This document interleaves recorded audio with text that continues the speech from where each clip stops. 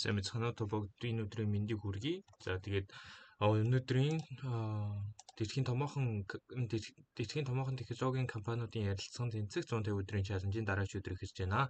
За тэгэхээр өнөөдөр бидний бодох бодлого ямар нэгтэй бодлого вэ гэхээр median of two sorted arrays гэдэг нэгтэй бодлого нь. Тэгээд энэ бодлого бол ерөн өмнө бидний бодож исэн бодлогууд дундаас хамгийн ерөн хүнд нь гэж ойлгож байна.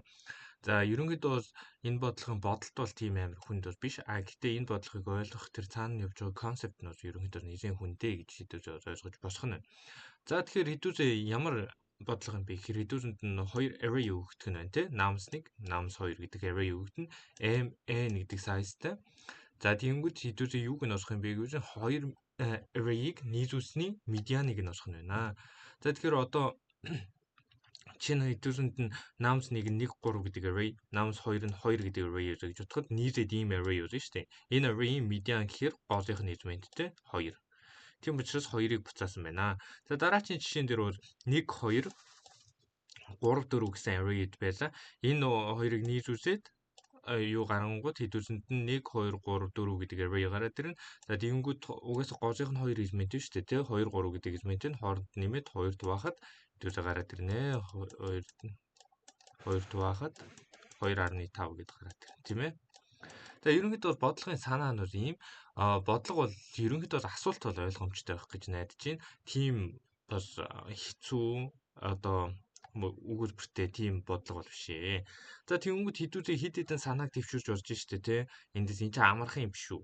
Зүгээр л энэ хоёр одоо array-а нийлүүлээд тэгээд дараа нь голынх нь элементийг л олчиход босох юм биш үү гэж магадгүй тийм санаа гарч ирж магадгүй.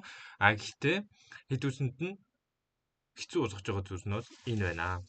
Хэдүүсэнгийнх нь runtime complexity ийм байх хэвээр overflog n n дээр нэмэх нь n гэдэг ийм байх хэвээр. За хэрвээ хэдүүсээ хоёр array хоёрыг merge хийгээд одоо хоёрыг нийлүүлж хүчээд тэгээ ийм болгоод за тэгээд эндээсээ хэдүүсээ median-ыг нь олно гэвэл бол хэдүүсээ ямар complexity-тэй бодох вэ гэвэл ийм complexity-тэй бодох нь mn гэдэг нь бол энэ size-ууд шүү дээ тий.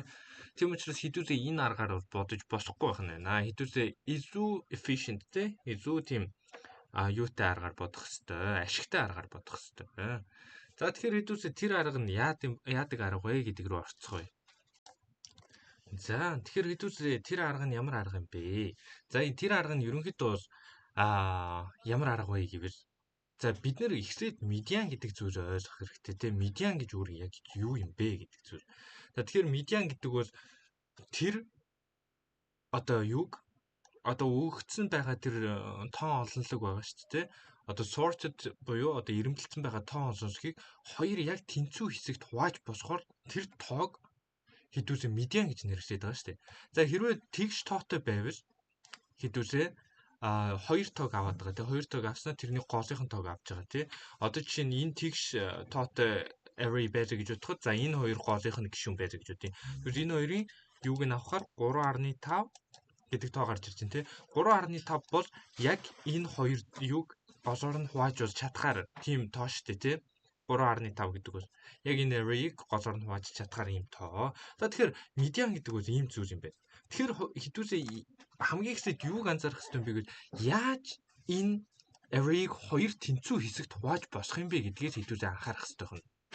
За хамгийн эхний жишээ бол одоо хамгийн энгийн жишээ нь хамгийн амархан жишээ.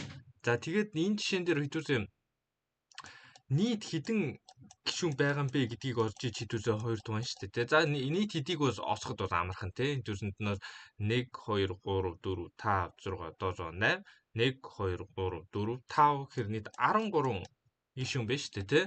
Тэгвэл 13 гишүүн байгаа юм чи энийг хоёр хэсэгт хуваачвал хэдэн нэг хэсэгтээ хэдэн элемент агуулгадах хэрэгтэй юм бэ? За 6 тийм ээ. 2 хуваачингуу 6.5 гарна мэдээж компьютерт бол 6.5 гэж индекс бол байхгүй шүү дээ. Тийм учраас доошоо болгоод 6 гэдээ очихно. За эндээсээ хэдүүсээ тоолоод үзье л да. 1 2 3 4 5 6. За ингээ хуваачи. За тэгэнгүүт хэдүүсээ бодоод үзье л да. 6 гэд хуу. За би энд бол нэгийг бичгээ мартсан байна. Нэгийг бичгээр эн чин За ээж гараа. Энийг бичгээр энд 6 гарч ирэхгүй шүү дээ. Тэ хэдүүс тоолоод 1 2 3 4 5 6 гэхээр энд гарч ирнэ шүү дээ. Тэ би хаалтаа гаргасан байна. За 6 гээд энд гараад ирсэн. Тэгвэл бас баруун талынх нь 6 авах хэрэгтэй шүү дээ. 1 2 3 4 5 6 гэхээр энд 6. Тэгэхээр энд голд үлдэж байгаа энэ нь хэдүүсээ медиан гэж босох гэдэг шүү дээ. Тэ голд үлдэж байгаа энэ нь бол медиан гэж босох гэдэг. За хэдүүсгийнх нь гэтээ бодож байгаа арга нь бол яг ингэж бодохоос илүү. Тэгэхээр хэдүүсээ энэ талд нь 6 гэж хуваацсан юм чинь нөгөө талыг нь 7 гэж хуваачийгээд сондгоо эсмэттэй байгаа учраас хэдүүсээ энэ талд гарч ирж байгаа энэ хоёрынхоо минимумыг нь олё гэж юу яаж байгаа. Ерөнхийдөө бодолд бол тэгж явж байгаа. За тэгэхээр хэдүүсээ яг чинь энэ бодолт руугаа орё. Одоо ерөнхийдөө бол медиан гэдэг зүйлийг бол ойлгосон байхаа гэж найдаж байна. За тэгэнгүүт хэдүүсээ ямар аргаар бодох юм бэ гэж хэдүүсээ нөгөө binary search гэдэг аргаараа бодно. За binary search гэдэг арга нь ямар арга вэ гэхээр нөгөө нэг хоёр pointer тавьдсан шүү дээ, тэ? S R гэдэг pointer-ыг тавина. S R гэдэг pointer-ыг тавингуудаа энд mid гэдэг элементээ олно, тэ?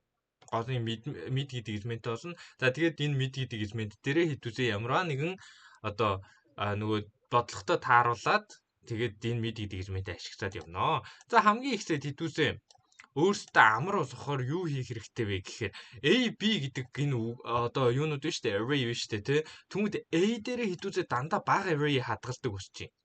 Бага элементтэй array хадгалдаг хүсэж байна. Тэр нь изүү хэдүүсэнд амар болно. За тэгэнгүүт угаасаа B A2-ыг бол солих хэрэг бол гарч ийн шүү дээ, тэ? Тийм учраас энэ дээрээ B бичээд энэ дээрээ A-г бичиж байна. За тэгээд хэдүүсээ A дээрээ binary search-ийг явуулнаа. Binary search-ийг явуулаад хэдүүсээ яг ингэж хувааж босхоор тоог нь олох нь шүү дээ. Одоо хэдүүсэнд нь яг доороо ингэж бичсэн байгаас биш яг компьютер дээр бол энийг хийх нь бол ашиггүй гэдгийг хэдүүсээ бол мэдж байгаа, тийм. Тийм учраас за эндээс хэдүүсээ голын элементийг нь олвол mid гэдэг элементийг олно. За mid гэдэг элементийг олонгууд чинь хэдүүсэнд нь энэ хэсгийг A array энэ бол зүүн талд нь орохоор зүйл байна гэд хэдүүсээ бодчихцоо, тийм ээ. Угаасаа mid бол тэрийг илэрхийлэх нь шүү дээ. Mid-ээс зүүн тишгээ байгаа элементүүд энэ array дотор байгаа зүүн талын элементүүдийг нь илэрхийлнэ гэж хэдүүсээ ойлгож болох нь. За тэгвэл хэдүүсээ B дээр дахиад binary search хийх хэрэгтэй юу үгүй юу гэдэг асуулт гарч ирж байна, тийм. Мэдээж бол үгүй. Яагаад биднэрт хэрэггүй юм бэ гэвэл хэдүүсэнд энэ half гэдэг энэ юу вэ шүү дээ, тийм. Нэг хагас нь хэдийн элемент орохыг нь хэдүүсээ мэдчихэж байгаа юм чинь заавал хэдүүсээ тэр юуг нь хийгээд байх заавал алт бол байхгүй шүү дээ хэдүүлэнд нь, тийм ээ. Одоо тэр юу талынх нь нэмийг бол хийгээд байх заавал бол алт байхгүй шүү дээ. Тийм учраас хэдүүлэнд энэ 3 элемент агуулгах чинь тэгвэл энэ 6-аас хасахаар дээдлийн B-гээс ч гэсэн 3 элемент агуулгах нь шүү дээ. За тэгэхээр хэдүүсээ одоо энэ дээр бол асуултууд маш ихээр гарч ирнэ. За ингээд хоёр хэдүүсээ хуваачлаа гэж бодъё. Ингээд хуваацсан чинь яг үндсэн хуваалтаараа яаж хуваагдчих юм гэхээр ингэж хуваагдсан байгаа байхгүй юу? Ингээд хуваагдсан. Яг зөв хуваагдсан биз дээ, тэ? Хэдүүсээ яг зөв хуваагдсныг нь мэдчихсэн. Тэнгүүд яаж зөв хуваагдсныг нь энэ дээр хэдүүсээ мэдчих болох юм бэ? Энэ шууд энэ merge хийсэн одоо нийлүүлсэн энэ array дээр хэдүүсээ бол мэдчих болсон. Тэгвэл яаж энэ дээр нь мэдчих болох юм бэ? Яаж компьютер дээр мэдчих болох юм бэ гэвэл бид нар мэдж байгаа шүү дээ. Энэ 3 гэдэг элемент, энэ дээр байгаа энэ 3 гэдэг элемент 4 болон 5 буюу баруун талд байгаа элементүүдээс бага гэдгийг хэдүүсээ бол мэдж байгаа тийм. Энийг бол ийм бага гэдгийг мэдж байгаа. За мөн ижилхэн энэ B дээр байгаа, B гэдэг array дээр байгаа энэ элементүүд энэ хамгийн зүүн талын энэ partition буюу зүүн талын энэ одоо салгацсан байгаа энэ хэсэг дээр хамгийн их элемент нь бол баруун тал дээр гарч ирж штэ. Тэгээ 3 гэдэг тоо гарч ирж штэ. Тэр 3 бол баруун талд байгаа энэ бүх элементүүдээс бага гэдгийг хэдүүл бол мэдж байгаа. За тиймгүүд энэ 3 гэдэг тоо мөн энэ 3 гэдэг тоо зөвхөн энэ элементүүдээс бага байхаас зогсохгүй бас энэ элементүүдээс бага байх хэрэгтэй. Ягаад гэвэл хэдүүсээ нөгөө медианыг олохын тулд медиан дээр чи хоёр хэсэгт хуваахын тулд хоёр хэсэгт хуваагдж байгаа тоо угаасаа нөгөө хэсгээс бага байх хэрэгтэй шүү дээ. Зүүн талд нь байгаа тоонууд баруун талд нь байгаа тоонуудаас бага байх хэрэгтэй. Тэрийг хэдүүсээ мэдж байгаа. Тийм учраас энэ 3 гэдэг тоо энэ дээр байгаа энэ 3 гэдэг тоо B дээр байгаа энэ одоо хамгийн баруун зүүн партишныхаа хамгийн баруун талд байгаа элементийн баруун талд байгаа энэ тоонуудаас мөн бага байх хэрэгтэй байна шүү дээ. Тэгэхээр үндсэндээ бас юу гэж бичиж чинь тэгэхээр за энэ хэсгийг хэдүүлээ юу гэж нэрлэжтэй Z гэд нэрлэжтэй. Энэ хэсгийг хэдүүлээ Y гэд нэрлэлчих. Тэгэхээр хэдүүлээ яах ёстой вэ гэвэл энэ гурвыг хэдүүлээ ногоон өнгөөр юу хийчих. За энэ бол ногоон өнгийн 3. За тэгэхээр ногоон өнгийн 3 бол угаасаа Z-гээс баг гэдэг нь хэдүүлээ ойлгомжтой. Ягаад тэгэхээр sorted гэдэг өгөгдсөн учраас. Тэгвэл энэ ногоон өнгийн 3 Y-аас баг байх хэрэгтэй байна. За түнгүүд хэдүүлээ нөгөөдхийг нь хэдүүлээ улаан өнгөөр зогчие. За тэгэхээр энэ улаан өнгийн 3 угаасаа Y-аас баг гэдэг нь мэдж байгаа шүү дээ. Тэгвэл улаан өнгийн 3 Z-гээс баг байх хэрэгтэй байх нь байна. За ингээд энэ шаардлагыг хангацсан байхад хэдүүлээ хэдүүлээ ер нь зөв хуваацсан байна. Тэ энэ array хэдүүлээ зөв хуваацсан байна. За тэгэнгүүт эндээс хэдүүлээ median олъё. За median олъё гингүүт эн чинь 4 гэдэг энэ хоёр элемент шүү дээ. Тэ 4 гэдэг элемент байна. Тэгвэл алийг нь яг median болгож авах юм бэ гэвэл хэдүүлээ энэ дээр бол ямар нэгэн өөрчлөлт бол гарч ирэхгүй шүү дээ. Тэ 4 юм чинь. Угаасаа айзыг нь буцаацсан ч гэсэн ер нь бол ямар ч асуудалгүйгээр хэдүүлээ энэ бол юу болж чадна, median болж чадна. Тэг хэрвээ энд нь 5 байсан бол яах юм гэдэг асуулт байгаа байхгүй. Энд нь 5 байсан бол энд нь 5 болоод 4-ийг буцаах хэрэгтэй шүү дээ. Тэгэхээр үндсэндээ хэдүүлээ минимумыг нь авах нь байна. 4 болон 5-ын минимумыг нь авах нь байна. За 4 болон 5-ын минимумыг аваад тэгээ буцаачхад ерөнхийдөө хэдүүрийн хариу бол гараад ирэх нь. Энэ бол зөвхөн 13 буюу сондгой тоотой кейсэн дээр ийм байж болж байгаа. А сондгой тоотой биш кейсэн дээр буюу одоо жишээ нь за энэ нэг 5 нь ингэ байхгүй болсоо. Энэ 5 нь байхгүй болсоо гэж бодъё. Тэнгүүд хэдүүлсэнд нь юу гэж энэ 3 4 бол хэдүүлсэнд нь медиан болж гарч ирэх хэвгүй 3 дээр нэмэх нь 4-ийн нийлбэр хуваах нь 2 нь буюу 3.5 бол хэдүүлсэнд нь медиан болж гарч ирэх хэвээр. За эргээгээд би цэнхэр юу ойлгочих. За медиан болж гарч ирэх хэвээр. За тэнгуү тэр медиан болж гарч ирж байгаа энэ 3.5-ыг яаж олж байгаа юм бэ гэвэл зүүн талынхаа энэ partition байгаа шүү дээ. Зүүн талынхаа энэ хуваагдж байгаа энэ хэсэг байгаа. Энэ хэсгийнхаа максыг нь олоод энэ хэсгийнхаа максыг олоод баруун талд хуваагдж байгаа энэ хэсгийнхаа буюу одоо ер нь үндсэндээ бол энэ хоёрын баггүй. Энэ хоёрын минимумыг нь олоод тэнгүүд энд хуваагдж байгаа энэ хоёрынхоо максимумыг нь олоод энэ хоёрыгоо хооронд нэмээд 2 дугаачхад ерөнхийдөө бол хэдүүлгийн бодлого бол болчих нь байна. За ерөнхийдөө бас мэдээж энэ бол хэдүүлээ өмнө бодож исэн бодлогоудаас бол хүнд гэдгийг би бол мэдж байгаа. Тэгэхээр ерөнхийдөө бол сайн өөрсдөө хийж үзэх хэрэгтэй мөн ойлгоогүй зүйлээ доор асуугаарай. За тэгээд ерөнхийдөө коучсод үзвэл бас илүү ойлгомжтой болох хаа гэж найдаж байна. За одоо хэдүүлээ коуч зугаар. За коучс нь ер нь яаж явах юм бэ? Яаж хэдүүлээ коучлах юм бэ гэвэл за хэдүүлээ намс 1 намс 2 гэдэг өгсөн байна. За намс 1 намс 2-ыг хэдүүлээ өөрсдөө амар болгоод за тэгээд AB гэр тэмдэглээд явчих тий. Угаасаа хэдүүлээ өмнөх юун дээр одоо pseudo кодон дээр хэдүүлээ юу яатсан юм чинь AB гэр тэмдэглээд явсан юм чинь хэдүүлээ AB гэр тэмдэглээд явчих. За AB гэр тэмдэглээд явсныхаа дараа хэдүүлээ ерөнхийдөө юуныхаа size-ыг нь олчих ёстой тийм. За хэдүүлээ нөгөө нэг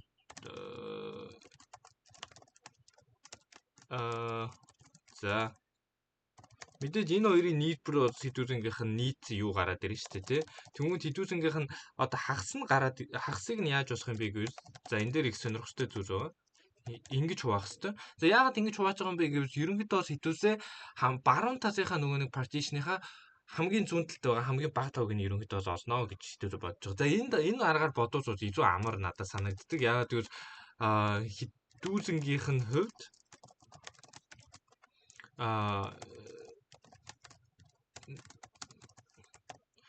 ягаад энэ аргаар бодох нь илүү амар санагддаг вэ гэвэл одоо нөгөө нэг overflow, underflow гэдэг зүйл байгаа шүү дээ тий. Одоо хитрээд явцдаг, одоо хязгаараас нь хитрээд явцдаг тийм үеуд дээр ерөнхийдөө нөгөө яг баруун тал юуныхаа зүүн партишныхаа баруун талын тоогоор бодох нь бол илүү хүнд байгаад байдаг. Ер нь жоохон толгой эргүүлээд байдаг. Хүндэн цаашийн тий. Тэнгүүд энэ аргаар бодвол надад бас илүү амар санагддаг аа. За ингээд хэдүүсээ энэ бол swap piece-ийг бол ойлгож байгаа шүү дээ. Ягаад гэвэл A дээрээ хэдүүсээ хамгийн том одоо хамгийн их юутай array хадгаснаа гэж үгүй хамгийн бага юугаа хадгаснаа гэж хэдүүсээ юу яаж байгаа шүү дээ. Бодож байгаа шүү дээ, тий. За тэгээд хэдүүсэнд нь нөгөө ASR гэсэн зүйл маань хэрэгтэй. За ASR гэсэн зүйл дээрээ хэдүүсээ мэдээ олно тий. За мэдээ оллоо. За мэдээ олсныхоо дараа за mid гэх нь ч удаа хайш хинтэй зүгээр I гэх чийдүүсээ. За тэнгуү J нь бол юу болох вэ гэвэл half-аас асах нь I болно. За энэ нь юу вэ гэхээр нөгөө нэг I чинь болохоор хамгийн баруун талынхаа partition-ийн хамгийн зүүн талынхаа элемент буюу хамгийн бага элементийг илэрхийлж байгаа. Энэ J чинь болохоор B-ийн юуг илэрхийлж байгаа шүү дээ, тий. За тэнгуү хэдүүсээ A left гэд юу хийх вэ гэхээр хэрвээ A юунаас за хэрвээ A left нь A-ийн хэрвээ тгээс их бол тий. Яагаад ингэж хийж байгаа вэ гэхээр одоо хэдүүсэн бичиж байгаа A-аас нэг гэхээр угаасаа A-ийн тэгтээ тэнцүү үед хэдүүсээ энэ нөхцөлийг бол бичих боломжгүй шүү дээ. Хэрвээ тгээс илүү их байвал A-аас нэгийг хэдүүсээ A left дээр хадгалчих нь байна. За тэгэнгүүт эсрэг нөхцөл нь юу болох юм бэ гэвэл хэдүүсээ зүгээр int min-ийг хадгалцахад ерөнхийдөө болно. За int min-ийг хадгалж байгаа шалтгаан нь ямар нэгэн тэр хариунд бол юу оруулахгүй шүү дээ, тий. За тэнгүүд right нь яаж явах юм бэ гэвэл I нь болохоор юунасаа бага байх үед явна. A-гийнхаа size-аас бага байх үед явна, тийм ээ. За тэнгүүд хэдүүсээ I-га хадгалчихна. За нөгөө нөхцөлд бол хэдүүсээ зүгээр int max-ыг хадгалчихна. За ямар нэг юунд бол өөрчлөлт оруулахгүй бол ингэж байгаа тийм ээ. Тийм одоо ерөнхийдөө нөгөө нэг нөхцөл байгаа шүү дээ, тий. A left B right эдрийг ингэж юу яадаг харьцуулдаг. За тэр үед л хэдүүсээ угаас тэр нөхцөлийг хангуулахгүй болохын тулд хэдүүсээ энэ юу хийж байгаа. За тэнгуүтээ одоо J дээр бол яг ижлэх нөхцөлийг хийж өгөх ёстой шүү дээ, B. За энийг бол ингэж давтчихнаа. За ерөнхийдөө бол энэ бодлого бол бас үнэхээр амар бодлого бол биш ээ.